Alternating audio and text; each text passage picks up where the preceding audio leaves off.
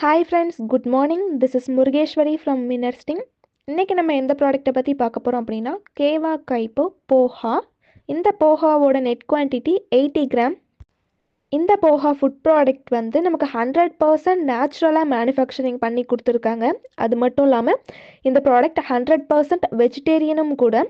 எந்த ஒரு ஹார்ம்ஃபுல்லான கெமிக்கல் சப்ஸ்டன்சஸும் இதில் ஆட் பண்ணலை. அது மட்டும் இல்லாமல் நமக்கு ப்ரீமியம் குவாலிட்டியில் மேனுஃபேக்சரிங் பண்ணி கொடுத்துருக்காங்க.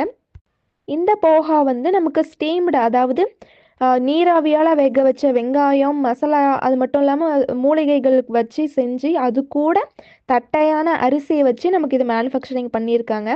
நம்ம போஹா அப்படின்றத வந்து ஃப்ளாட்டர் ரைஸ், அதாவது தட்டையான இல்லை வெடித்த அரிசி அப்படின்னும் சொல்லலாம். இந்த ப்ராடக்டோட பெனிஃபிட்ஸ் என்னெல்லாம் அப்படின்னு பார்த்தோம்னா, நம்மளோட எனர்ஜி லெவல் வந்து இம்ப்ரூவ் பண்ணி கொடுக்கும். அது மட்டும் இல்லாமல் நமக்கு இது வந்து 5 மினிட்ஸில் ரெடி ஆகிரும். இது வந்து நமக்கு ப்ரோபயோட்டிக்காகவும் நமக்கு வந்து இது யூஸ் ஆகுது. அது மட்டும் இல்லாமல் நமக்கு தேவையான எசென்ஷியலான நியூட்ரிஷன்ஸ் வந்து இதில் தேவையான அளவு நமக்கு இதில் ஆட் பண்ணியிருக்காங்க.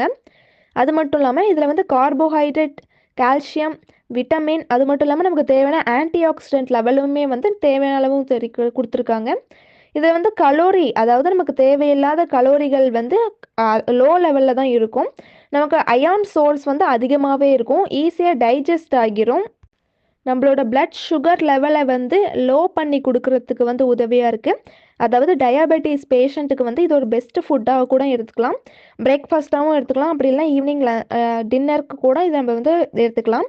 இதில் என்னென்ன இன்க்ரீடியன்ட்ஸ் இருக்குது அப்படின்னு பார்த்தோம்னா, போஹா நான் ஆல்ரெடி சொல்லியிருந்த மாதிரி அந்த அரிசி கொடுத்துருக்காங்க, அது 75% கொடுத்துருக்காங்க.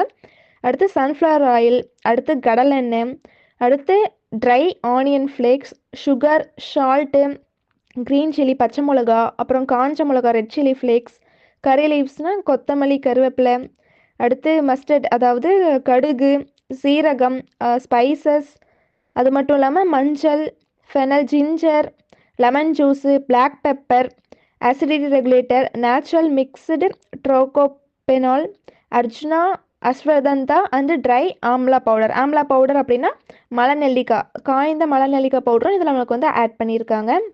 இதோட நியூட்ரிஷனல் இன்ஃபர்மேஷன்ஸ் என்னெல்லாம் அப்படின்னு பார்த்தோம்னா, எனர்ஜி வந்து 470 கேல் இருக்குது, protein 7.5 gram, carbohydrate 72 gram, sugar level 9, dietary fibre content 2.8 gram, total fat 11 gram, saturated fat 5.0 gram, MUFA MUFA 3.5 gram, PUFA 5.5 gram, cholesterol 0 level, trans fat 0 level, sodium வந்து நமக்கு 847 மில்லிகிராம் வந்து add பண்ணியிருக்காங்க.